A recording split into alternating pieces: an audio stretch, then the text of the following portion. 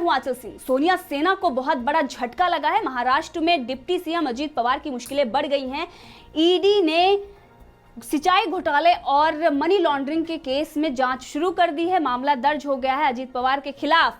तो अजीत पवार की मुश्किलें बढ़ गई हैं, वहीं पर उद्धव ठाकरे और सोनिया गांधी की भी मुश्किलें बढ़ गई हैं, क्योंकि वो डिप्टी सीएम है महाराष्ट्र सरकार में, और महाराष्ट्र में कांग्रेस, एनसीपी और शिवसेना की गठबंधन सरकार है, ये आपको पता ही है।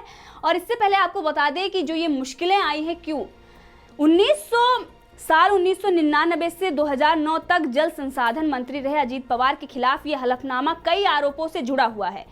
इसमें विदर्भ में शुरू हुई 32 सिंचाई परियोजनाओं का मामला भी शामिल है, जिनकी लागत 3 महीनों के भीतर 17,700 करोड़ रुपए तक बढ़ गई थी। साथ ही मनी लॉन्ड्रिंग का भी मामला है, यानी पूरी तरीके से अजीत पवार इसमें फंस चुके हैं और अब ईडी ने शिकंजा कस लिया है, जांच शुरू हो गई है। आपको बता दें कि कांग्रेस और एनसीपी के गठबंधन में अजीत पवार 1999 से 2009 तक उप मुख्यमंत्री रहे थे। इसी दौरान प्रमुख विभागों के बीच जल संसाधन विकास विभाग भी उन्होंने संभाला था, जिसमें विदर्भ सिंचाई विकास निगम के अध्यक्ष पद पर थे।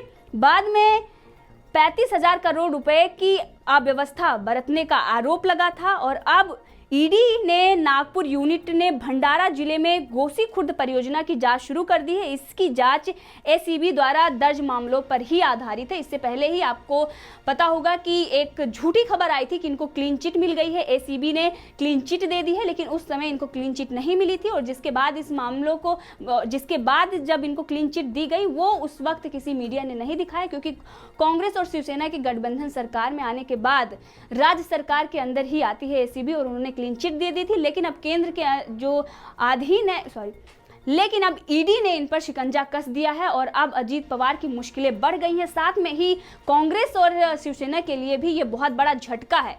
इससे पहले भी उद्धव ठाकरे की इससे पहले ही आपको हमने दिखाया था कि किस तरीके से उद्धव ठाकरे की कुर्सी जा रही है, और वहीं पर अब ये महाराष्ट्र सरकार के लिए बहुत बड़ा झटका है। अजीत पवार भी, उन पर भी ईडी ने शिकंजा कस दिया है। जिस तरीके से महाराष्ट्र सरकार चाहे कोरोना वायरस से लड़ने के मामले में हो या फिर जो लॉकडाउन का पालन नहीं कर रहे हैं, लगातार पुलिस वालों पर पत्थरबाजी और जानलेवा हमला किया जा रहा है, उनसे लड़ने की बात हो, वहां पर भी महाराष्ट्र सरकार पूरी तरीके से नाकाम हो गई है।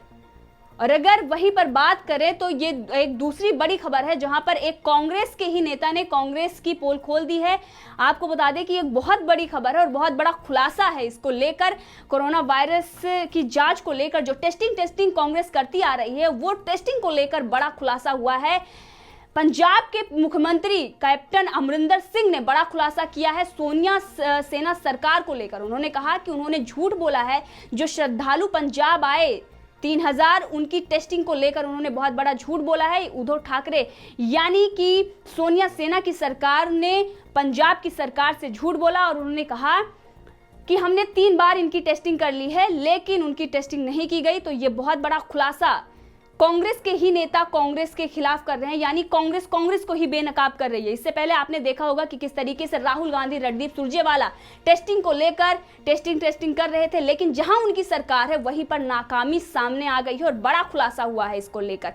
तो पूरी तरीके से कांग्रेस फंसती हुई तो पूरी तरीके से कांग्रेस की और एनसीपी की और शिवसेना की जो गठबंधन सरकार है, यानी सोनिया सेना की जो सरकार है, वो फंस गई है।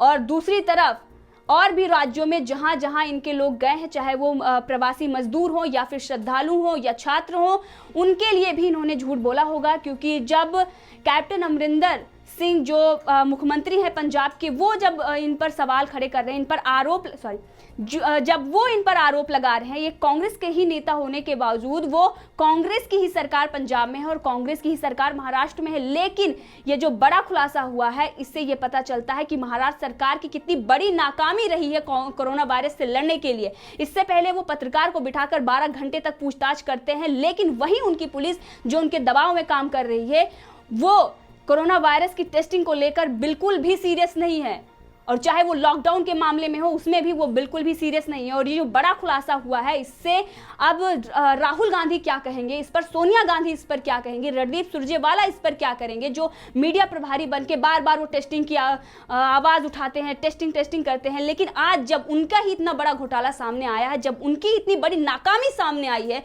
तो इसको लेकर सोनिया गांधी और राहुल गांधी अब क्या जवाब देंगे। वहीं उद्धव ठाकरे जो कह रहे थे कि हमारे यहाँ पर सब कुछ बहुत व्यवस्थित है, बेस्ट सीएम का अवार्ड उनको दिया गया था, लेकिन अब वो क्या कहेंगे इस मामले को लेकर, जब कैप्टन अमरिंदर सिंह पंजाब के मुख्यमंत्री इतना बड़ा आरोप लगा रहे हैं और इतना बड़ा खुलासा कर रहे हैं, उस पर उनका क्या जवाब आए। और वहीं आज की बड़ी दुखद घटना रही कि जम्मू कश्मीर में हमारे सेना के जवान वीरगति को प्राप्त हुए 5 जवान, जिसमें से 21 राष्ट्रीय राइफल्स के कर्नल आशुतोष, मेजर अनुज सूद, नायक राजेश और लॉन्स नायक दिनेश शामिल हैं।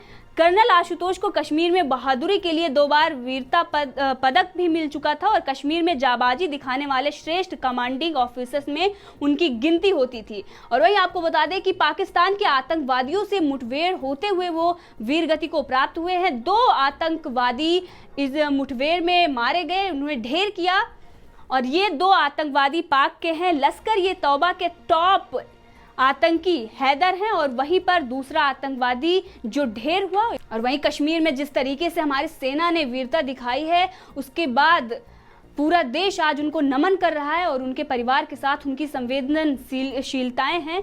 और वहीं आपको बता दें कि प्रधानमंत्री मोदी ने भी उन जवानों को, उन शहीदों को नमन किया है और साथ ही उन्होंने लिखा है कि हंदवाड़ा में शहीद हुए हमारे साहसी सैनिकों और सुरक्षा कर्मियों को श्रद्धांजलि, उनकी वीरता और बलिदान को कभी भुलाया नहीं जा सकता। उन्होंने अत्यंत समर्पण के साथ राष्ट्र की सेवा की और हमारे नागरिकों की रक्षा के लिए अथक परिश्रम किया है। उनके परिवारों और दोस्तों के प्रति संवेदनाएं। साथ ही आपको बता दें कि रक्षा मंत्री राजनाथ सिंह ने भी शहीदों को नमन किया। उन्होंने अपने ट्वीट में लिखा कि हंदवाड़ा में जवानों और सुरक्षा कर्मियों का शहीद होना बहुत ही दुखद और परेशान करने वाला है। हमारे सभी जवानों ने देश की सेवा करते हुए आतंकियों से लड़ाई में अदम्य साहस का परिचय दिया है। उनके इस बलिदान और साहस को कभी भुलाया नहीं जा सकता। और साथ ही आपको बता दें कि उन्होंने आगे भी लिखा है, उन्होंने लिखा है कि मैं हंदवाड़ा में आतंकवादियों के खिलाफ कार्रवाई के दौरान शहीद हुए सैनिकों और सुरक्षा कर्मियों को श्रद्धांजलि अर्पित करता हूं। मेरी संवेदनाएं शहीदों के परिवार के साथ हैं। भारत इन बहादुर शहीदों के परिवार वालों के साथ कंधे से कंधा मिलाकर खड़ा हुआ है। और वहीं पर इन वीर जवानों की शहादत को सलाम करते हुए chief of defence staff general Vipin Rawat ने भी कहा कि हंदवाड़ा में हुआ ये ऑपरेशन लोगों के जीवन की सुरक्षा के लिए सुरक्षा बलों के दृढ़ संकल्प को उजागर करता है। जनरल विपिन रावत ने कहा कि कमांडिंग ऑफिसर अपनी यूनिट के सदस्यों और जम्मू कश्मीर पुलिस के अन्य कर्मियों के साथ मोर्चे पर आगे बढ़ रहे थे। उनके लिए खुद से पहले नागरिकों की सेवा ही जीवन का मकसद है। उन्होंने कहा, हम इन बहादुर कर्मियों को सलाम करते हैं और साथ ही शहीदों के परिवारों के लिए अपनी गहरी संवेदना व्यक्त करते हैं। तो जिस तरीके से हमारे सेना के जवान ने अपनी वीरता का परिचय दिया है और जो वहाँ के स्थानीय निवासी हैं उनको बचाने के लिए उन्होंने अपने प्राण की आहुति दी है और वीर गति को वो प्राप्त हुए हैं, इससे ये पता चलता है कि जो हमारे देश उनकी इतनी इज्जत करता है, इतनी रिस्पेक्ट करता है, ऐसे ही नहीं करता क्योंकि वो हमारे लिए दिन रात हमारी सुरक्षा और रक्षा में खड़े हुए अपने प्राणों की आहुति दे देते हैं, हमारे लिए अपने प्राण न्यौछावर कर देते हैं। इसीलिए आज पूरा देश उन्हें नमन कर रहा है। और वहीं आपको बता दें कि दूसरी बड़ी खबर है, कोरोना वॉरियर्स के सम्मान में तीनों सेनाओं ने उनके स्वागत में फूल बरसाए और साथ ही मिलिट्री धुन बजाई गई पुलिस थाने में और मेडिकल स्टाफ के लिए हॉस्पिटलों में।